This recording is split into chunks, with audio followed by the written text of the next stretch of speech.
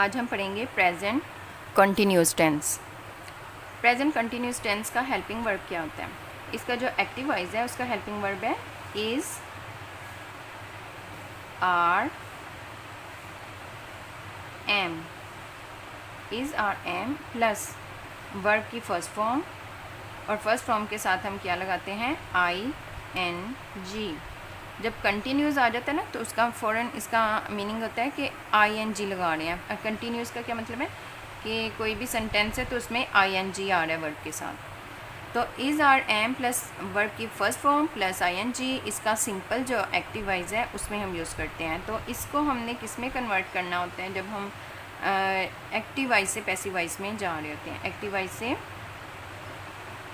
Passive wise में हम convert करते हैं। तो हम किस में इसको चेंज करते हैं? Is, are, am. Is, are, am ऐसे ही यूज़ होता है, इज़, आर, एम प्लस हम क्या लगा देते हैं? आई एन जी को हमने कट कर देना, ठीक है। तो आई एन जी की जगह हम लगाते हैं बीइंग। बीइंग प्लस वर्ब की अब कौन सी फॉर्म आएगी? थर्ड। अब वर्ब की आएगी थर्ड फॉर्म। अब सबसे पहला है sentence, she is burning those letters. तो दोज लेटर ये है हमारे पास। सबसे पहले हमने देखना है वर्ब कौन सा है। तो वर्ब है हमारे पास बर्निंग, वर्ब की first form plus I N G. तो वर्ब के फ़ौरन बाद हमारा जो ऑब्जेक्ट है वो है दोज लेटर्स। दोज लेटर आ जाएंगे as a subject. Those letter हम शुरू में लगाएंगे,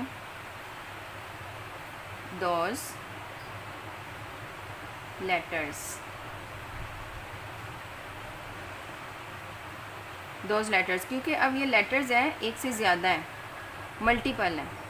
यहाँ पे ये सिंगल था, शी के साथ इस लगा, ये मल्टीपल है, तो इसलिए हम दोज लेटर्स के साथ क्या यूज़ करेंगे? Helping verb are. Those letters are. अब आगे हमने आई एन जी कट करना है, इसकी थर्ड फॉर्म लगानी है। तो इसकी जगह हम क्या लगाएंगे आर के साथ? Being. Those letters are being. अब बर्निंग की थर्ड फॉर्म क्या है? Burnt, B U R N T, burnt. Burnt के फ़ौरन बाद आएगा बाय। अब ये इस शी जो सब्जेक्ट था वो बन जाएगा ऑब्जेक्ट। तो ये क्या आएगा यहाँ पे? बाय की जगह हम लगाएंगे शी का ऑब्जेक्ट क्या? शी का ऑब्जेक्ट क्या है? हर। तो हम लगाएंगे her. Those letters are being burnt by her. Next है am I telling a lie. तो ये क्वेश्चन मार्क वाला है, तो स्टार्ट भी हम क्वेश्चन मार्क से ही करेंगे। तो आ लाई हमारा शुरू में आ जाएगा, ये हमारा सब्जेक्ट बन जाएगा। तो आ लाई के लिए हम कौन सा हेल्पिंग वर्ब यूज़ करेंगे? इज़। ये सिंगल है ना, तो इसलिए हम यूज़ करेंगे इज़। आ लाई। अब टेलिंग जो है इसकी हम थर्ड फॉर्म लगाएंगे, और इससे पहले क्या लगेगा? बीइंग। बीइंग। टेल की फर्स्ट थर्ड फॉर्म क्या है? टोल्ड। बाय। अब आई का ऑब्जेक्टिव फॉर्म क्या आएगा? मी। आई को हम मी में कन्वर्ट कर देंगे। Is a lie being told by me. ये क्वेश्चन मार्क है। They are not feeding this line today. तो अब फीडिंग जो है इसका वर्ब है। फीडिंग के फ़ौरन बाद जो आ रहा है वो इसका ऑब्जेक्ट है। दिस लाइन, दिस लाइन जो है वो ऑब्जेक्ट है। ये हमारा शुरू में आ जाएंगे, और क्योंकि ये क्वेश्चन मार्क वाला नहीं है, सिंपल है, नेगेटिव टेंस, तो हम इसको लिखेंगे दिस लाइन। अब लाइन के साथ आर नोट तो नहीं लगेगा, ये सिंगल है, तो दिस लाइन के साथ आएगा इज़ नॉट। Is not. अब फीडिंग से पहले हम क्या लगाएंगे? बीइंग।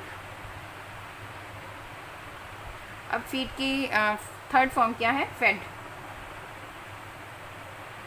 Fed bye. अब दे का हमने कन्वर्ट करना है ऑब्जेक्टिव में, तो दे का जो ऑब्जेक्टिव प्रोनाउन है वो क्या है? देम। ये टुडे एज इट इज़ ही एंड पे ही रहेगा, इसको हम एंड पे लगाएंगे।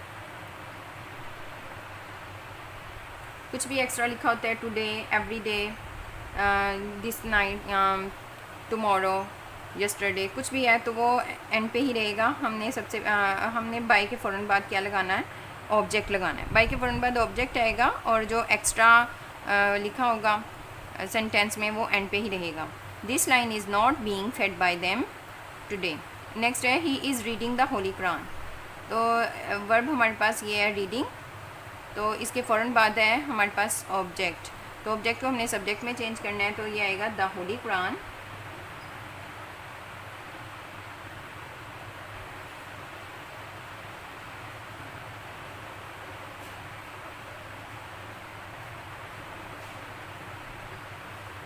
अब सिंगल है तो इसके साथ भी हम सिंगल इज़ ही लगाएंगे। The holy Quran is being,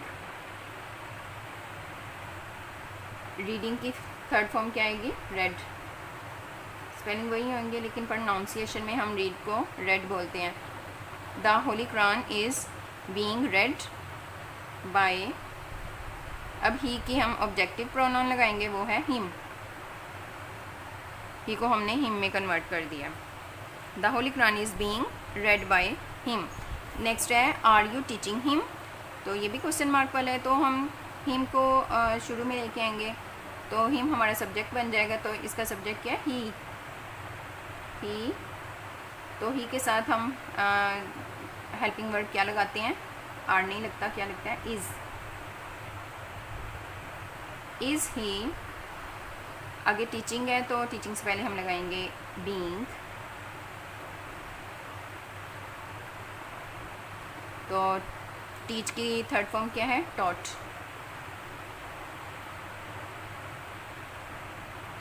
taught by you, as it is he आ जाएगा। यू का ऑब्जेक्टिव भी यू ही होता है, ऑब्जेक्टिव प्रोनाउन भी यू है और सब्जेक्टिव प्रोनाउन भी यू है, इसलिए यू को एज इट इज़ ही हम लगाएंगे। और ये क्वेश्चन मार्क वाला है तो हम क्वेश्चन मार्क लगाएंगे। Is he being taught by you.